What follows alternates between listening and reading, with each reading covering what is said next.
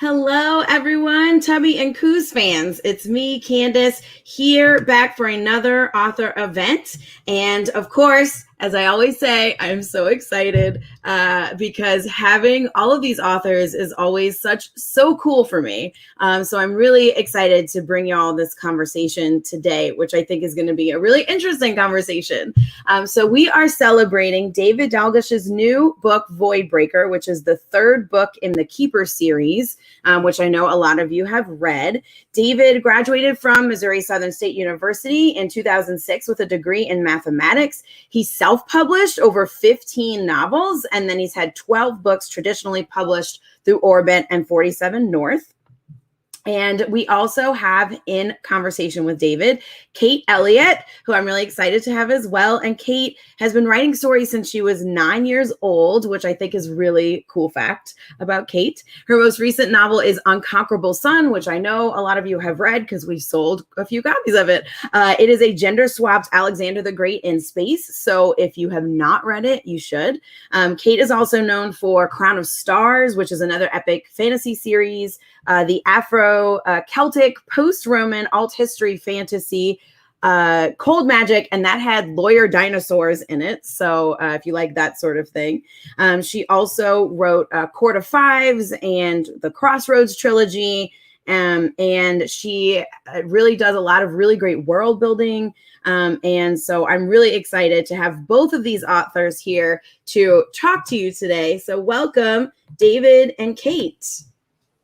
Hello. I am very excited to celebrate this book. David, here's the cover of it, just so that everyone can see. Void It's a pretty one. And this is the last in the trilogy, correct? This Yes. is the final book. So Yes, this is when everything blows up. so if you've been waiting, here it is. So welcome and thank y'all for being here. And I will let y'all have a conversation and watch. Okay. Thank you, All right. Candace. I told David and I had, for those of you here with us today, thank you. David and I had a conversation on the phone yesterday where he admitted to me he hadn't done that many online events. And it's not that I've done a ton of long online events, but I had done more than him. So I said, I'll start. And because I'm starting, I'm going to make him talk about himself and his work. Yeah, the devil's bargain I have made. Too late now, David. So this is the third of a trilogy. Yes. And it's out now. And before I ask you my first question about this trilogy and a world building premise that really has intrigued me about it, do you have anything you want to say about finishing yet another series? Besides just kind of the surreal aspect of it. Yeah. Well, that's actually, talk about the surreal aspect, incredibly which people don't necessarily think about. No, it's just kind of that nature of you have this project and I spent a lot of time just mulling it over in my head, and then you hammer out various ideas, and it goes through the pitch process and the initial feedback, and then all the drafting, and then you just it's 2 years or so in total, just from the start of it to now it's out, and just seeing years worth of work coming together, just oh, here's this thing that it doesn't feel like that long ago was just a random idea I had that, hey, maybe this could be a thing. And now it's out and people are reading it. I'm excited. And I'm also yet again time to start working on something else because I need food on the table. So do you ever get that whiplash that happens when you are working on a new book and the old book seems like you wrote it 500 years ago? Oh yeah, that's. But but it's new to the people, to the readers. When you're like, oh, that. I remember that vaguely. I feel bad almost because due to the nature of by the time Void Breaker is out, I have written the rough draft, edited the rough draft multiple times, sent it to Breet, my editor, and she's gone through it. And then I've hacked it to pieces. I've made changes, and by the time the book is getting finalized, I have multiple versions of it in my head of all the various changes and then the new tweaks. And usually by the end, I've got 5 versions and I'm struggling to remember which of the 5 is the final one. So by the time the book is out and then I've gone through that whole thing, and then there's a good 9 months to a year. Self-publishing, when I finish the book, I upload it, and it's on sale 2 days later. it's like an instant gratification thing. So going to trade where it's like, hey, we're finally done. All right, 10 months from now, you might, people get to read it. So like all that time passes. And during that whole time, I'm working on a new project. So like, I want to be so excited for, this new thing is out and everyone, I want you to read this book I read. But I'm so excited about the project I'm working on now that none of you will read and none of you will get to see for like a year and a half. So like trying to go back to try to remember the excitement I felt writing it a good year and a half ago, 2 years, and temporarily go back in time. It's always odd, but like it's still a project and a book I loved. So it's not the hardest thing in the world. I just have to remember that my excitement for these characters I'm writing now is almost irrelevant because no one's going to get them for a year and a half. I need to remember that they're getting Voidbreaker right now. Let's be excited about Voidbreaker. Yeah, it's a weird form of almost time travel that we are themselves engaged in a way with our own creativity. I don't know. I'm really curious to know, because this is a book about the magic coming back, but it's really much more complicated than the magic coming back, because it turns out that there's a whole story about why the magic was gone and was it really gone. So what can you say about what brought you to using this premise as the base, because it's the basis for the whole trilogy?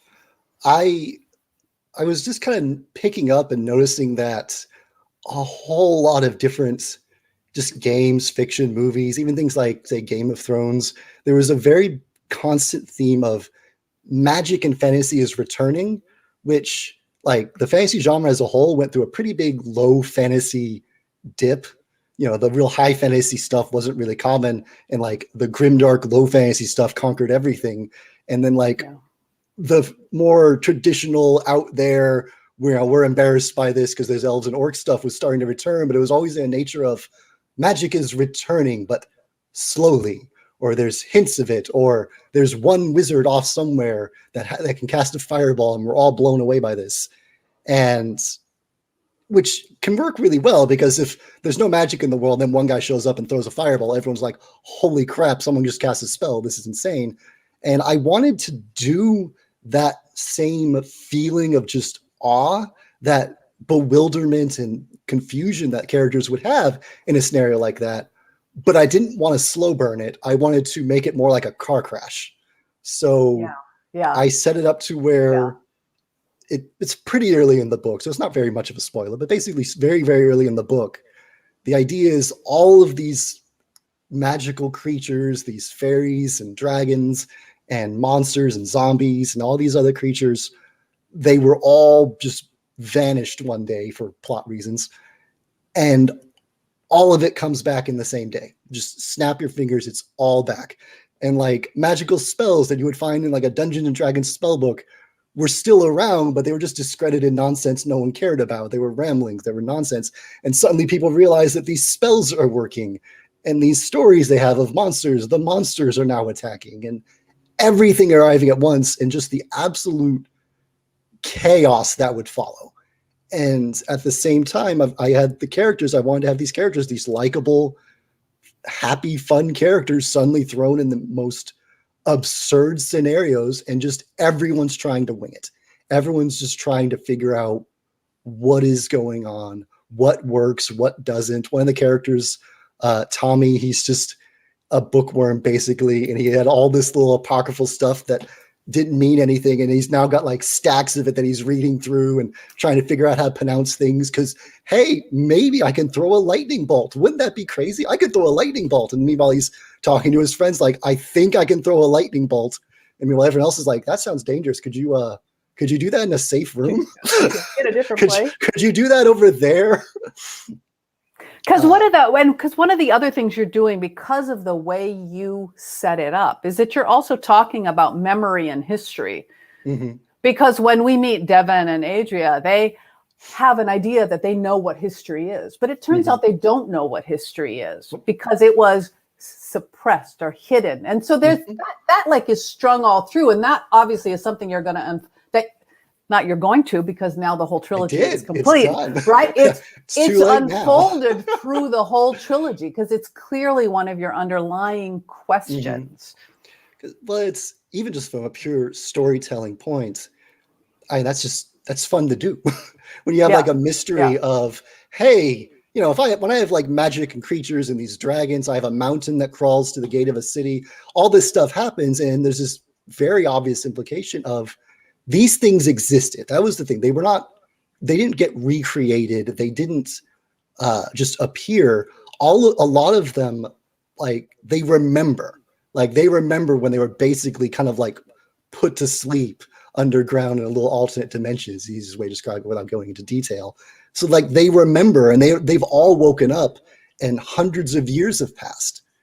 And they're all just, these magical creatures are going through basically the same culture shock that a lot of the other point of view characters. And I end up getting both sides point of view characters is they're all just like, you know, they're angry about what's happening. You have like utter devastation being unleashed on these human lands. The people there are furious. The creatures that are waking up are furious because they had hundreds of years of basically imprisonments for reasons that they certainly don't agree with.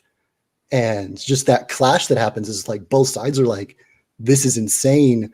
And each of them, like one side is blaming the other for their imprisonment, and the humans are just freaking horrified as like, you know, little fire elementals are running around saying hi, and giant talking owls are literally eating people. God, I love Puffy. I love Puffy, the little fire elemental. Everyone loves Puffy. He's the best character in the book. And I even gave him and Tesmarie a little spin-off short story that I released for free. Oh my gosh. I'm going to have to look for that. I wrote a short story with Tesmarie and Puffy, Tesmarie's point of view, if I remember right. And it's just the two of them running off on a little side adventure to get a little gift for Devin and Jacaranda. So, by the way, your cat has entered the picture. Is the cat? Yes, I told you the cat had to come visit, and we'll see if he meows loud enough the mic even picks up. So I had another question. So one of the other things that I found really interesting is that you have, you know, we did go through a phase that is shifted now of grimdark, right? So I think when you started publishing, it sounds like that was what was the foremost in fantasy for a number of years.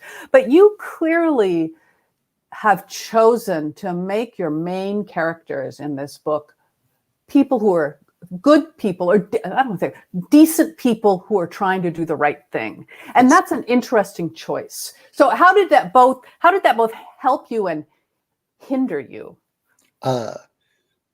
Didn't really hinder me, because when I want to do terrible, awful things, I just jump to some of the other characters' point of views that are villains. And I just get it all out of my system there. Janice is probably my favorite example. A guy that can shapeshift any material he touches. So I think at one point he like touches some horrible person, like turns her skin into glass so everyone can see her innards, as like, because he also thinks he's an artiste. So he was probably my favorite character to write because he's so twisted. But no, I heard a term because I had been debating what I wanted to do with this series. And Bree of Kit Rosha, I cannot think of her last name because my mind goes empty during these things. She had a term for her own books that I was like, I like that. I'm going to use that. I'm going to frame everything in this book in that mentality, which was not grimdark, but hope dark, which was a grimdark world where everything is grim and brutal, but the overall tone and mood and characters are not grim. It's hopeful. I was like, and that is what I wanted to write, especially in the year of, I think it would have been 2017. I was like, I'm going to write something hopeful. The world is going to suck. The world is dark and bloody and people are dying and everything is crazy and hectic. But the characters that you were going to follow were going to be doing everything they could to not just survive it, but survive it as decent human beings and helping each other. And that the point of view characters you follow would be people you would want to succeed. And that basically crafted everything, which is why the point of view characters are generally who they are. They're like the little bookworm that suddenly discovers he can cast spells and gets super excited about that. And Jacaranda, who even I'll talk about her characters, all kinds of spoilers. Well, she has a powerful journey. And just his sister Asia, who's just a priestess in this poor section just trying to like do basic charity work, and suddenly she realizes her prayers can literally mend flesh and bone and sickness, and has to try and figure out what does she do with that? Because she gets terrified because she tells everyone, I'm suddenly praying and healing people, and stories and history is not great for people who are martyrs and healers and prophets. Yeah. And she's terrified by that. Yeah. And the main character, Devin, is basically meant to be kind of like the glue keeping this little family together. The one person that kind of connects them all and is there to support them. He's very different from the heroes I normally write, where usually with like the half orcs or shadow dance or whatever, there's usually this singular character who's like the focal point of the story and is stronger and faster and a better swordsman than all of them. And with Devin, I explicitly went on my way to not make him that.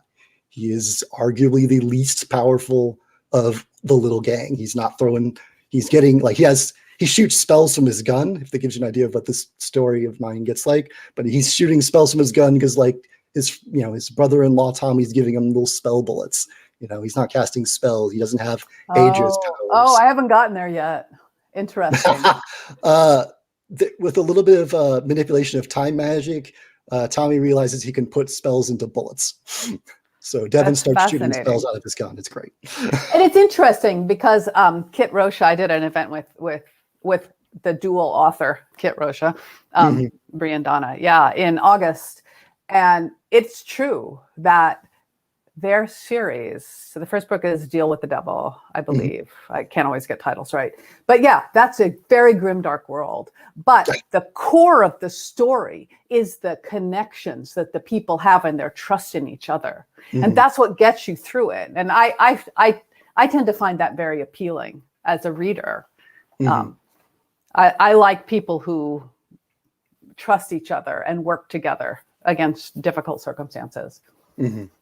I think for me, that's just like, I grew up on like anime and video games, and grimdark was not quite a thing in that, at least the stuff I watched, but the settings and the worlds often were. So it feels pretty natural over to me. Like I watched something like I love Trigun, and it's like humanities was like in your standard space arc thing, and it like crashed on some desert planet, and it's like semi post-apocalyptic, and there's roving bandits everywhere, and like the main hero meanwhile is just the happiest go lucky nice guy that ever existed, that just also happens to have like a $60 billion bounty on his head. Like that's the stuff that raised me, that I grew up loving. So like I like characters like that. I'm the type of person I'll like, when the Batman versus Superman argument arrives, I'm like, I'd rather have Superman watching out for me than Batman.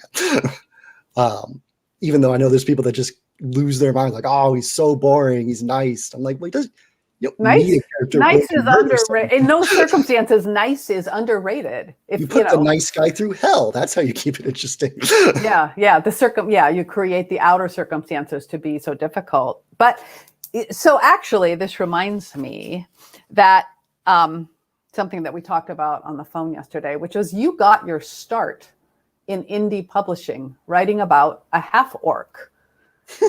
And Half-orc brothers, yes. Half-orc brothers. And, it's a really different path to come in that way. And it's a path that wasn't available to people before, 10, 12 years ago. I think it all really kicked off about 11 years ago. Yeah. 2010, yeah. So, Is there a question? I'm not sure if you have a question. Oh, yeah. I don't know. I'm not phrasing this right. But so you've had kind of the experience of both sides, the indie side, which is still going strong. In both in publishing, and you are a hybrid publisher. I mean, you're a hybrid author. You do both, and now the traditional side. And boy, I don't know if I have a question here that I could try to frame. What was that transition like for you from going to indie, where you could push that button and have it be out in 2 days, and now you have an apparatus that slows down the process, but may give you other benefits? In terms of like my sanity, it is infinitely better. You would like overall think so. Obviously, traditional publishing has all kinds of its own issues, but it's nice having like just the sheer fact that I get impatient, I get overeager, I get excited. I finish a book, I want to be like, I don't even want to edit it. Get the sucker out there. I want people reading it now. So like having an editor that could just look at me and be like, no, you need to fix this. And self-publishing, I'd be like, oh, let me put a Band-Aid on that I can do in a day, call it fixed, and then upload it. To where with, for example, just doing the republishing of the Shout-In series, like I think I added like 20,000 words to A Dance of Cloaks. So it was like 125,000 word novel, went up to like 145,000 word novel. And that's not counting, I think, 10,000 words I cut from it. So I think I actually added like 30,000. All just, So, was that, had you written, was that the only book in that series you had written when Orbit picked it up? Books. You had 4 books in that specific series. 4 books in that series. So 4 books got re-edited.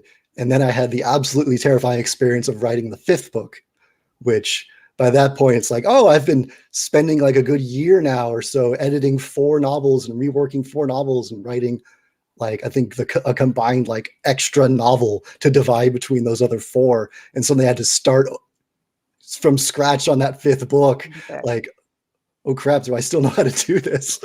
But yeah, like having an editor just be like, hey, you got to fix this, and be like, and this needs to be done better, and I want this needs to be looked at, and did you think about this? Did you do that? And being literally forced to be patient, because I mean, even if I tried to do the edits in a day, it wasn't like, at the time Debbie was going to suddenly be able to free up her schedule to read it the next day after sending it to me. There's other novels to work on, and then you add in like the actual marketing team, the book covers, the proofreading, knowing that I don't have to worry about any of that. It's great. It's a whole load off my mind. I can just focus on writing it. I don't have to worry about signing up for a book club or trying to like get some marketing in or figure out who the heck is going to, edit my book, which at the time, especially at the start of early self-publishing, we just literally swapped edits. Like there was no apparatus out there. There were no editors for hire that any of us knew of or could hire, because like the few editors for hire were used to working with trade and be like, yeah, okay, well, our fee's like $2,000. And we'd be like, I'm working at Pizza Hut. I can't afford that. So we'd be like swapping edits with other indie publishers. They'd be like, I have no budget. What do? I got no budget either. When I edit each other's stuff. And like that's what our early days were.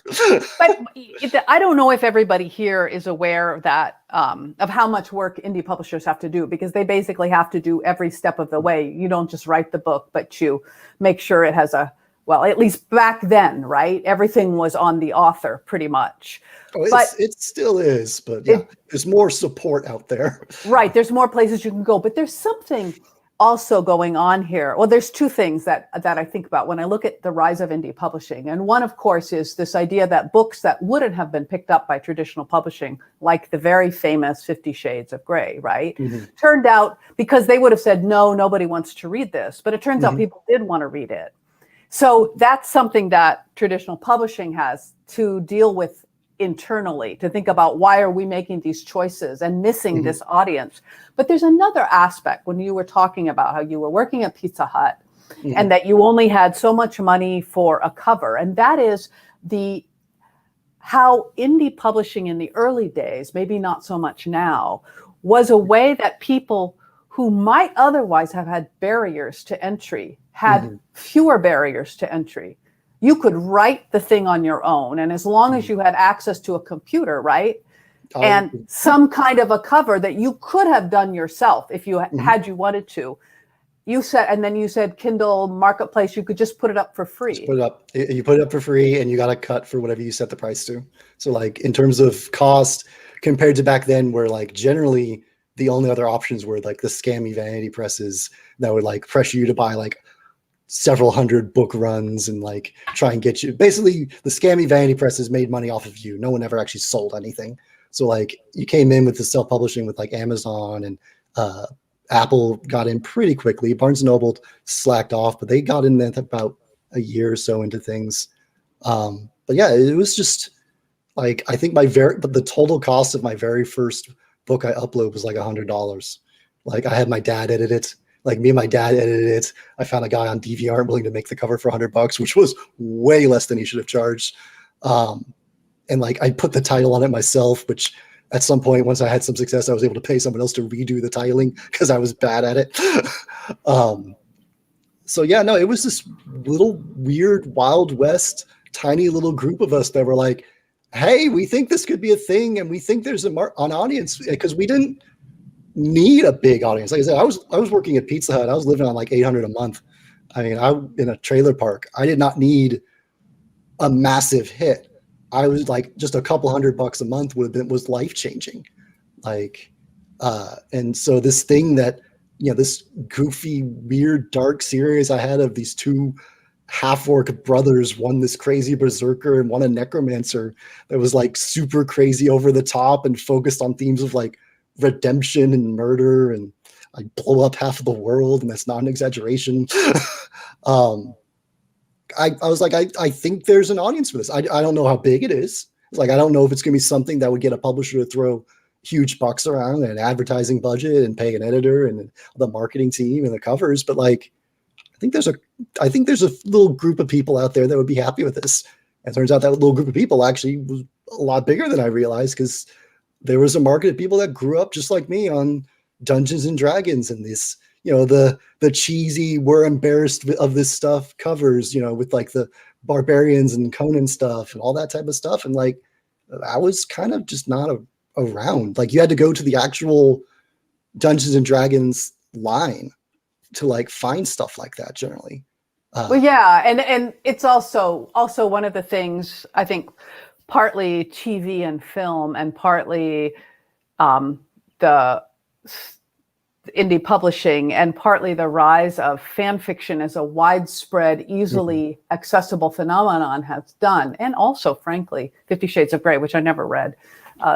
But one of the things they did was open up to traditional publishing this idea that there was this other market out there that they could access if they could, but also the mainstreaming of fantasy and science fiction, because fantasy and science fiction, which when I was young, it was so niche, and it was that thing that's kind of embarrassing, oh, you read that stuff, you dork, right? And so you kind of kept it quiet. Mysteries were fine. That was literary and sophisticated. But now it's everywhere. Science fiction, fantasy, and horror are everywhere. Nerd culture took over. Basically what you see. Nerd culture took over. It's staggering to me. Like, I think probably the Lord of the Rings movies could be like a pretty clear marker. I think that was the first time I was in high school, and like I was like the only person I knew that was like crazy excited about this film, and I was like, oh my gosh, this is amazing! I can't believe I'm going to get to watch this. And then like I remember having a friend that was like, that did not read, did not like fantasy stuff, didn't play video games, didn't read fantasy, and I heard him talking about how much he loved this movie. I didn't even believe he was talking about Lord of the Rings. I actually double checked. I was like, what movie? He was like, Fellowship of the Ring. I was like, oh, wait, I can talk to you about that. No. I can talk to someone that I never would have in a million years thought. And that's when I realized that and then you start I think that's a start. I think at this point, when Marvel and films are making $10 billion and they're like half of cinema and Disney owns everything, it's pretty hard to still hold that oh, we're such a niche, nerdy, no one's, we're not known. Yeah, we are. Game of Thrones. Well, and actually so I agree with you about Lord of the Rings. Kind of, I don't want to say it made it respectable, because there was still kind of, oh, those nerdy people, that's kind of, it was still kind of weird there. But then the superhero, the rise of the whole Marvel universe, more so than the DC universe. But the other thing that mainstreamed fantasy was Game of Thrones, the TV show, not the series, which fit within the, from my perspective, which fit within everything that was going on and had come before. It was just part of that. But I remember in 2013, I was on, it was actually, so the third Spirit Walker, that's the Cold Magic series. The third Spirit Walker book had just come out, Cold Steel. And I went on a little mini tour back when people could go places in person. Feels like 5 million years ago, I know. But I did an event in New York City, but also so I could go see my editor, Davey. And during my time off, I like to go to museums there. And I went to I think it was the Asia Society Museum, which is a small museum.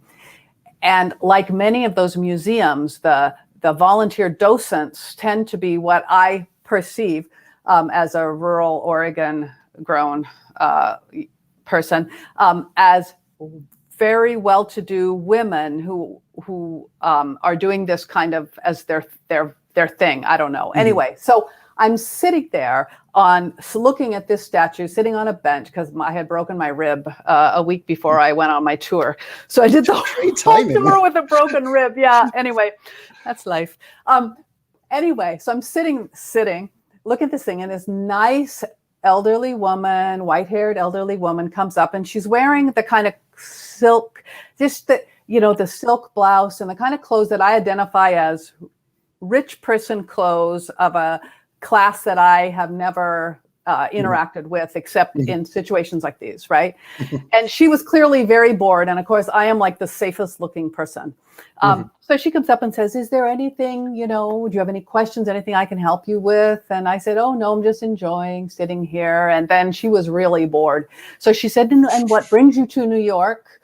And I often, if I say in the past, if I had said to this woman, oh, I'm a fantasy writer, as if they didn't think that it meant fantasy, nudge, nudge, wink, wink, right? They would say, oh, my nephew reads that. That's nice, right?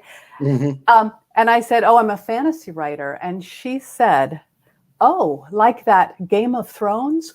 And my world just blew up. And I thought, this is it. We've crossed the Rubicon. There's no going back. Yeah. And that was, so to me, that was like a watershed moment, at least for me. And I thought, this is it. We've won. Game of Thrones was like the biggest Trojan horse. Because I don't know if you caught the article. There were so many articles of like, oh, it's fantasy, but it's respectable fantasy. It's gritty, realistic fantasy. And having like read more of the books than the show had shown at, beyond season 1, I would just be sitting there like, there are undead hordes, dragons, barbarians fighting the undead, weird cult sacrifices, shadow monsters, fire priests. I'm like, there is all kinds of over-the-top fantasy in this, but it's being like smuggled in like, oh, like the most bare bones hints in season 1, and it's all just evil, horrible people killing each other, and in between that, nudity. And like, by the time season 4 rolled around and the undead, are crossing and the people winter is coming, they were all in. And like, so it's like, oh, I can take that, sure, because actually all of those things. I mean, the truth is all of these fantasy elements are present in human literature anyway, right? They're going back to the most ancient classics, what we have from the oral tradition.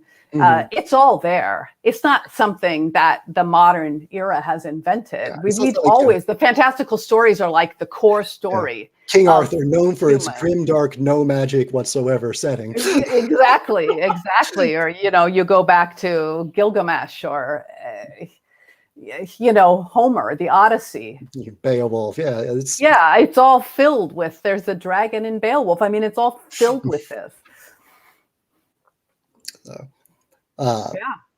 We should probably talk about you at some point. I feel kind of bad. Darn it! I was working. No. You've succeeded for like 36 minutes, but I will halt the conversation. So, all right. You've published books before. I have. I have 1 or 2. I don't think that's a surprise. Your most recent one, Unconquerable Sun. Yeah. There's something that the whole time I'm reading it, I have just one thought, and I would love to hear you talk about it. Is that, especially since we're talking about, all this history and whatnot. So it's based on, I'll let you, what's the 1-sentence pitch of the book? And this isn't even a marketing pitch. This is really what it is. It is gender swapped Alexander the Great in space. which is a phenomenal pitch. The second It is a I was just phenomenal like, it's the type of pitch that I, as a writer, see and just go, that's cheating. So what I'm wondering as I'm reading it, and I'm watching how you're adapting historical aspects into a fantasy, well, space fantasy setting, and like how you have to deal with like, how do you, starships and sailing, obviously they work pretty well, but how do you do actual like bodies of water and like straits, and how do you narrow things down instead of an open, and how do you, okay, well, we've got, instead of countries, we've got like these galactic empires that are adjacent and using gates. And what I'm thinking as I'm reading this, I'm seeing the cast, is that you obviously have the real world to draw on, but you've already made one big change literally in your opening pitch that already deviates from history. And now you're throwing it in space, when the allure of it is that it's going to be based on a real thing that happened, but you are explicitly grafting it onto a very not real situation. Yeah. How do you walk the line between, because if you go too far into the fantastical and the deviations, it eventually becomes a point to where, are you even adapting Alexander the Great at all? Or is it just some random person in space that you're sharing a name with? How did you find that line? How did you walk that line? Where did your like priorities lie on what you were determined to keep, what you were allowed to bend, if not break completely? That's a great question. Thank you. Before I go into the space aspect, I wanted to. So for me, I always knew that the priority was telling the story. That what is the core of Alexander the Great story, and that the story is, to me, ambition and honor, and his brilliance as told by history, and by the course of events, where you can see that he did do what he did, right? And it was that he conquered. So Alexander the Great inherited the kingdom of Macedonia after his father died, and he took the army that his father had built, because his God, stop me, no tangent. The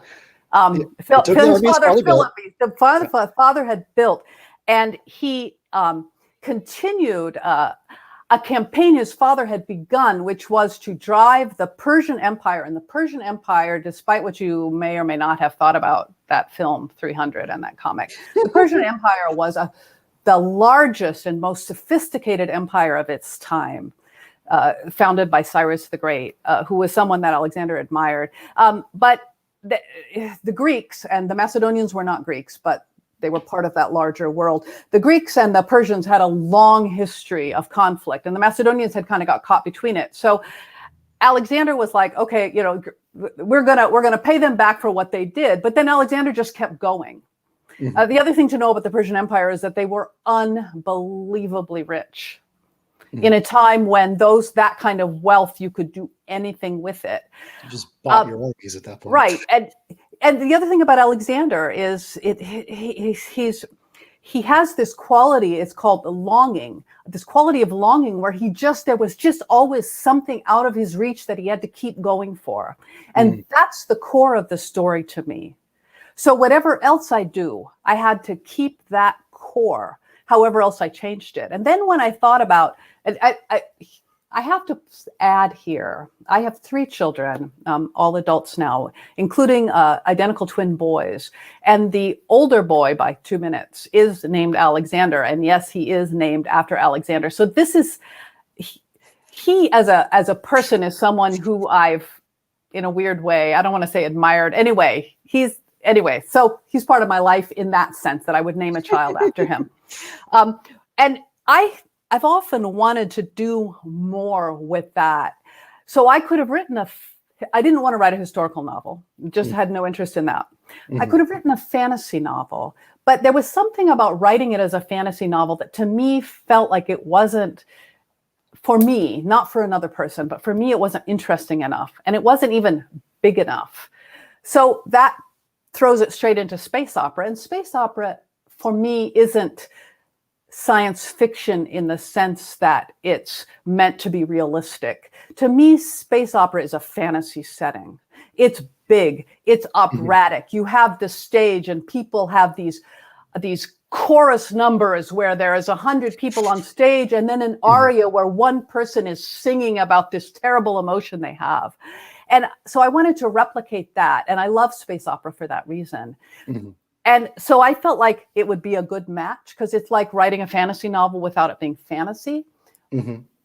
But since the story of Alexander is a story of a conquest, then you do have to deal with distance.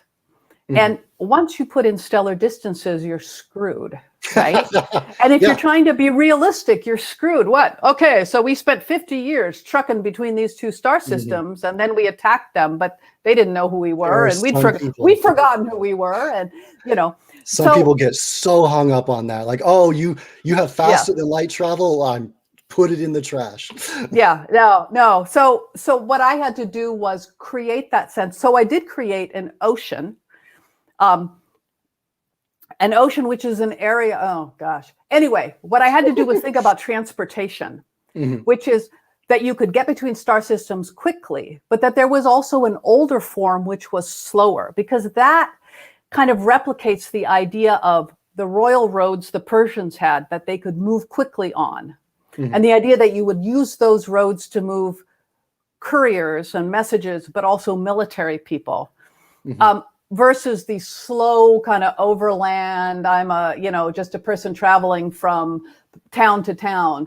Those would take longer. And I tried to replicate that with my transportation. And that's probably the main thing I did, was so that there are three forms of drives. You have the regular torch drives for in-system travel, which is faster than anything anybody is realistic, probably anyway. You have the old. Do those represent boats? Because sailing would be where's sailing come in? Sailing only comes in the sense that I had to use. If you can't have an Alexander story without having some battles in it, it's not military science fiction. It's not just about battles, but that rather than staging the battles if they were land wars, although some of the battles do take place on planets. There are some skirmishes and battles. The big battles like Granicus and Isis, which were actual battles, had to be staged as fleet battles, as if they were oceans. And I read a lot about World War II naval battles in the Pacific to try to get a sense of how that worked, rather than airplanes, which don't do the same. They don't work the same way. Yeah, so that's where the ocean, but I also had to just accept that it wasn't the same. And that's where you start peeling off, right? So that's where the story becomes its own story, because it can't just be a complete analog of the Alexander story, because it won't work. So it has to become Sun's story. And ultimately, I wanted to write Sun's story and to it become its own thing. And that the Alexander story is just a basic template I'm using. That's my answer. I mean, there's more I could say, but I would go, You don't want to ramble for like another 15 minutes? I could, but yeah. I'm reading it and loving it because my mind, the whole time I'm reading, I'm trying to like do the analogs, but my problem is I'm terrible with history. So like I'm trying to reverse engineer, but I don't know what the target is in the past. So it's like, I'm just wildly trying to figure out like, oh, is this something, or am I making something out of absolutely nothing as I encounter this technology? But like, it's just kind of funny, because what I would assume as I read, that when I would find something based in history is when I would find a limitation, like, because obviously you're going to have to craft this giant space opera into a thing that can have Earth-like analogs. So, so again, like, for example, the lanes, like, okay, there's limits of where you can go and how you get there. We're stretching things down. And then just reading all the military setup. And I also started wondering if you were purposely doing weird things involving like, the 4-armed races versus 2, and like how in the world that might have an analog, or if I'm just reading way too much of things and you just wanted to have weird stuff in your space opera. So when you're dealing with you have to have recognizable entities, right? So the Persian Empire, people, when Arrian, the Roman historian, wrote about Alexander, he didn't have to explain the Persian Empire to people. People knew that it had existed, or his readership did anyway. So, and it has to be distinct. And I didn't want to model it on the actual Persian Empire. So I had to think about, and there will be more in books 2 and 3 where you figure out more. What? Do you have a title for book 2? Oh yeah, they're all titled. The second book is Furious Heaven. Okay, name drop your next book. Well, I'm still working on it because I've been writing really slowly this year, and then I feel bad because I'm so far behind my deadline. But what are you going to do? That we've all had a hard year, right? So you forgive yourself. But now I forgot the question. 4-armed aliens in Persia. 4-armed aliens. I needed the Persians to have a different origin story. I mean, they're all human, but they needed to have something different from the Chaonians, who are the Macedonians. And the Chaonians are a little closer to the Yele, who are the Greek analog. So there's a whole story to that, to the Fiend, and why they have 4 arms and why they have different gene engineered people. But of course, when you're writing in tight third person, you can't explain, because the people wouldn't explain. They don't know, or they don't know to explain, right? This is where I point out the book isn't fully in tight third person. Well, it isn't. There is a first. There are segments that are first person. There is one first person character. Well, actually, there is that's an analog character. Without giving too much away, for those who know the Alexander story, there were a number of histories written about Alexander's campaign by people who had been on the campaign. Those sources existed when the Romans wrote their histories 200 to 300 years later, like Arrian and Diodorus and Plutarch, right? But those histories didn't come down to us. They were lost in the interim. So and one of Alexander's close circle did write a memoir, which meant that I knew from the beginning that one of the points of view was going to be this character, which meant this character had to speak in first person, because it's the equivalent of a memoir. I'm terrible at history. I don't know squat. That's okay. So I get to this first person. All I could think of is my writer brain fires up, and I'm like, we just switched narration. We're in first person now. Yeah, I've never done that before. I've never done that before. I've never done third first in a book, and so I was a little worried. I was a little anxious that it might not work and that people might freak out about it. And a very, very few people seem to have found it off-putting, but most people have just accepted it, which I think is partly because, frankly, of fan fiction, indie fiction, and young adult have kind of really opened up ideas of what you can do with point of view. People are just more adaptable as readers, I think, now than they were 15 years ago. I find it fascinating. You mentioned fan fiction. The first book that I somewhat recently encountered that did that bouncing would be the 5th season with Jemison, who I think she actually is still writing fan fiction under a pseudonym. So just knowing that connection, I wouldn't surprise me if that's linked. So no, it didn't. Like I said, it didn't disrupt me in terms of reading. It just more of I'm always looking at things from a writer perspective when I read. It's possibly a curse. I don't know.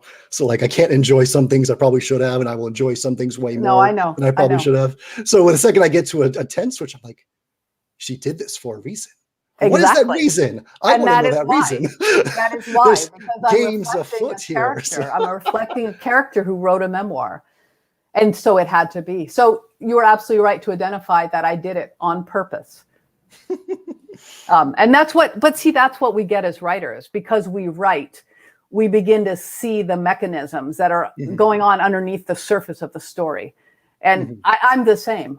There's stuff that I struggle to read that I think, I could enjoy this more. There's nothing there's nothing wrong with it. It's just I'm seeing what's going on, and so I'm struggling to deal with that. Anyway, and also stuff that I go, wow, look at what they're doing. This is amazing. You like, yeah, where you can see the gymnastics involved for how I a love story is it. being told, Yeah, and you're just yeah. like in awe of it.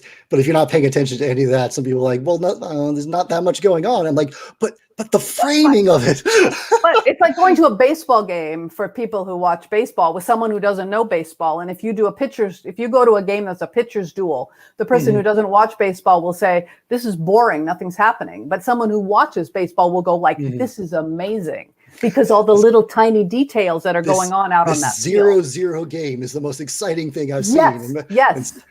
And meanwhile, I'd be out there like, this is boring. Someone hit the ball. Yeah, right. Well, the hitting game that ends up 10-6, right? Someone might be, well, this was kind of a boring game because they were just, or someone else was saying, yeah, they're running about the bases and hitting all the time. It cracks me up. If you were to describe a difference in dichotomy between self-publishing and traditional publishing is the 0-0, and the self-publishing is probably like the 15 to 14 extra innings game. If you if you read, there is a lot of self-published stuff, like a lot of the good stuff, and some of my old books were the exact same. Like the first chapter, the gas pedal's already on the floor. Yeah. Like there is such an intense desire to just blow someone off their feet instantly, because you're in a environment where you're cutting your teeth, where you know that everyone can download samples, and you're desperately just trying to keep their attention from the first page, compared to like being able to rely on a much smaller group of books for someone to choose from on a shelf, where they'll pick it up and physically look at it and read through the back. Way less patience, way more cutthroat, way more trying to like blow you. So like Orbit's picked up several more self-published books since me, and all of them I've been able to tell immediately, just from like a feeling like, oh yeah, this was self-published. Yeah. Oh yeah, no, this is like, the book doesn't confidently stride in, it like knocks the door down, strides in and starts shouting. And then like sometimes even the very next chapter, like they'll take a breather and be like, okay, I got your attention. All right, we're gonna confidently build through the story now. But I'm glad I got your attention with the explosion in the first chapter. You see that with web serials and light novels too, that they the door opens and you come in sprinting. Well, and what happens after that is, even in some regards to like, when you have so much in regards to fan fiction, with fan fiction, the world is already understood and the characters are generally already understood. Yeah. So if you go in with like, I'm about to write a story for you, Kate, and for me, but you already know all the characters, you already know all the world, you already have encyclopedic knowledge of like vast amounts of events and other stories that have been told. So I'm skipping all of the miscellaneous world building and pacing and whatnot. All right, character A, character B, we're going. Like the events start instantaneously, and that can result in just an insane pace. Like you can also get like a super self-indulgent, we're going to spend 500 pages in one room, but that's the self-indulgent nature of fan fiction as a whole. And there are people that want both types, so like, just depending on the type of reader you are. My early books were absolutely I'm trying to like, I think like the first half-orc book, the literal opening sentence is like a city under siege with a necromancer sending skulls that are on fire flying through the air, shouting like horrible wailing screams meant to unnerve everyone as an orc horde backed up by undead assault the walls. That's the opening chapter of my half-orc book, my initial book. Like, there was no chill, no preparation, no lead in. Hey, there's a massive army going on. There's flying skulls, there's undead, there's orcs, and hey, let's continue the story from here. Maybe you'll figure out what's going on in a few chapters. So. I would love to do, I wonder if anyone has done a study of like the penny dreadfuls of the 19th and 18th centuries, which also were written for a wide audience who didn't have a lot of time maybe to read, maybe weren't reading at a high, they weren't reading maybe philosophical texts. And so it's like those old movie serials too, where you've got to have a cliffhanger at the end of each chapter, and each chapter goes bam, bam, bam. And so I feel like we're kind of returning to that form. That's how I viewed myself for a while when I was self-publishing. Like, I'm some schlocky guy writing high fantasy, high body count, magic fireballs everywhere. I'm just cranking this stuff out, and I'm pretty sure there's an audience for it. I didn't like the idea of being respectable never accounted me, because the very nature of self-publishing, especially in those early days before, now there's like so many people that have been traditionally published, like the stigmas, it's not gone, but it's diminished heavily.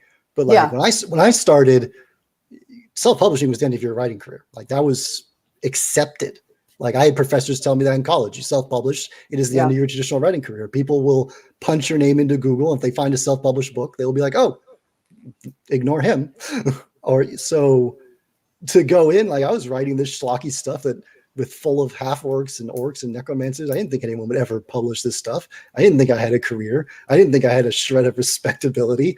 I was just like, I'm going to write this over the top nonsense. And I think there's going to be people out there entertained by it. And I think we're in a time of, there's been a lot of shifts. It's like back in the 90s, if you wrote a tie-in novel, that was kind of like, well, you're not going to be allowed to write any more, original novels. And now people, it's like a mark of prestige to get a Star Wars gig, right? People are like, look, I'm writing a short story for this anthology. And everyone's like, wow, right. And it was like, again, it was considered, too bad you have to write that, back then. And I just think the landscape has changed so much, like maybe not quite like the black tide in Soulkeeper, but not unlike it, right? I would, for the most part, I would say it's for the better. We're getting stories looked at that would never be looked at before. Yes, and you get, exactly. I mean, you get some stuff like Kings of the Wild. I don't know if you've read. I know the book. With the band, which you have like the most stereotypical D&D type fantasy. And it's like the adventurers in that book are rock stars. It's wonderful. Yeah. And it's weird. And like the world is like instantly recognizable if you've ever played a game of D&D in your life. But this is like a big old super popular release, and like everyone like treats the D&D party like rock stars, complete with the drug addiction and the dysfunction and everyone hating each other. So I think we're in a great time for fantasy and science fiction and horror, which, let us not forget, was back 15 years ago dead, right? Everyone said horror will never come back. Well, horror is in a fluorescence now. It's like there's amazing work coming out. So I think we're in a great time. And I think that is in large part because of this churn, this change, the gatekeepers don't have as much power, and now stuff can come up. Well, you've got an entire generation that grew up basically reading Harry Potter. You have Marvel taking over everything. Yeah. And now you have HBO and Netflix and Disney, and everyone's desperate for content. Everywhere you go, there is a need for content far beyond than whatever used to be, when it was like, what would be like the tent poles that started with, I think, Jaws, where the idea of like, here's our massive tent poles to dominate the blockbusters. Like, and then you had like just a few network channels, but now like everyone's chasing their Game of Thrones.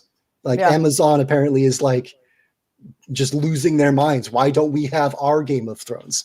So you get like prestige productions of Man in the High Castle, Like, who would even have thought?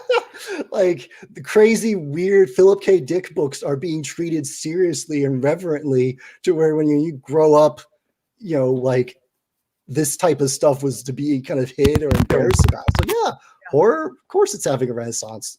Fantasy, we're about to have Amazon's about to throw an ungodly amount of money at Lord of the Rings with its new release. That's with the Second Age. We're about to have like 3 spin-offs for Game of Thrones, and for every one that doesn't work, they're going to try to find something else. I believe, in much happier news for me, honestly, I believe they just announced Avatar: The Last Airbender is getting a massive resurgent and additional spin-off. They announced that like today. I'm a huge fan of that series. So like, obviously there's always going to be like, stuff churned out that's not very good, but That's always been the case. But that's always been the case. That's always been the case. That's always been the but case. like, as a gamer nerd guy, I'm thrilled that like I like being viewed as the target audience compared to the guy that like would like lose his mind finding out there was a single fantasy novel coming out, or a single fantasy novel being converted into a movie, period, in an entire decade. I believe me, because I lived then, and you would get, if you got a fantasy film a year, you didn't even get a fantasy film a year, and you would go see it no matter how bad. I saw some really bad films because they were the only one. The Bashki like Hobbit, I think was no. I drew the line. I drew the line at that one. But I have, this was the era when the early Beastmaster was like decent because it wasn't as bad as it could have been, right? Mm-hmm. So you're like, oh, I love this because it had one great moment in it, We had there was like a Dungeons and Dragons animated movie that got made forever ago. There was a Dungeons and Dragons actual film, which was actually bad, but yeah. I saw that opening day in theaters.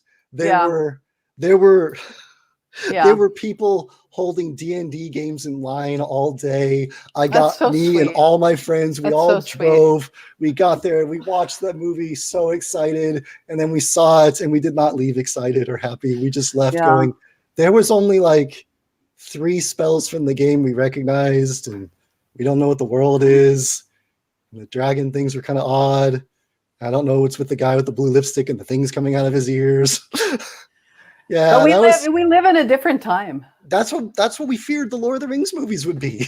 Yeah. Like the weird, bizarre adaptations that just changed everything because no one cared or respected the original material. And like Peter Jackson, like just the work he did on Lord of the Rings was just incredible. And it's like, thank you for that. Yeah. It is. Oh my gosh. Oh, Candace has arrived. Candace has returned. Yes, I've been so much enjoying this conversation, and I'm sorry that it has to end. But I do have a quick question. Y'all were talking about fan fiction earlier, and in this conversation that you're having now, I'm really interested in sort of the correlations, and maybe I should have like a discussion about this or propose a discussion about this. The correlations between fan fiction and writing for an IP, because I feel like it's got to be pretty similar, right? Like you were saying, the folks who write tie-ins for Star Wars, for example, that is, an established world, established characters, everything is established. And I have to imagine that, it's sort of an official version of fan fiction in a way. But it's like the mirror universe of it. Because the thing about fan fiction is it is a inherently self-indulgent for you. Like for most, there's obviously people that do it for others as well. But generally fan fiction is I'm writing stuff that I love for me, that I think people like me will also love. Yeah.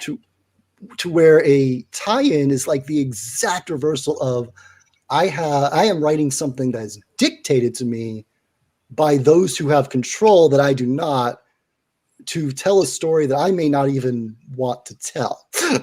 Yeah, so and that's what I'm interested in, right? Like the sort of like the because I at least most authors that I talk to that write for IPs are fans of the IP that they're writing for. Like most of the Star Wars authors are fans of Star Wars. And so I just think it's so interesting to see, like, okay, you're a fan of this and this stuff is being dictated to you, and you have to write within these correlations within this world.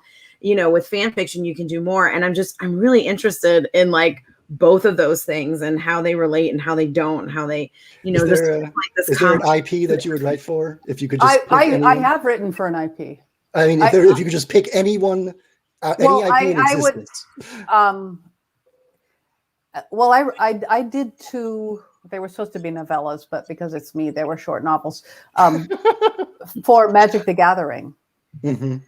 And it was a fascinating experience. I'm not like I have played Magic because my kids were super into it when they were tweens and teens. So I was familiar with the world. But But what was fascinating to me, first of all, I did 2 different projects, and with the first one, I actually had a lot of leeway.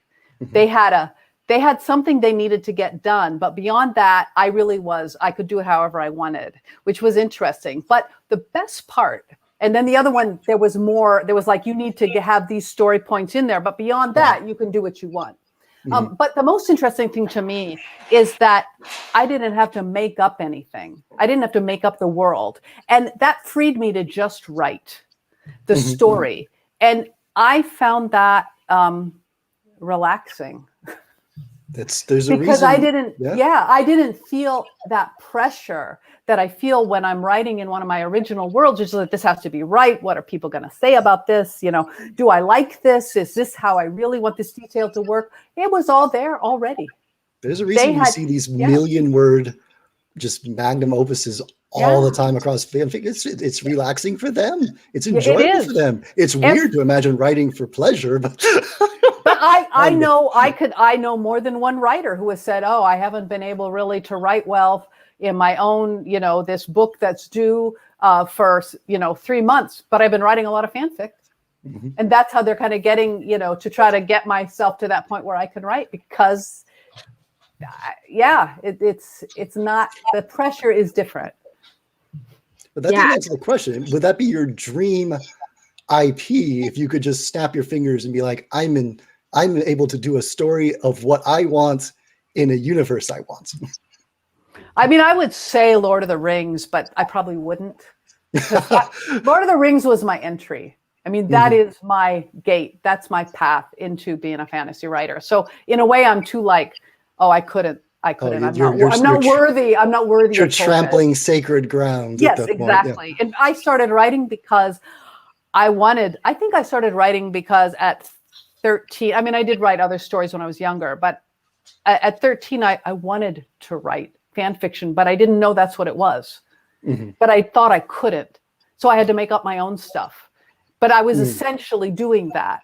When I look back on it now, I think that was the impulse.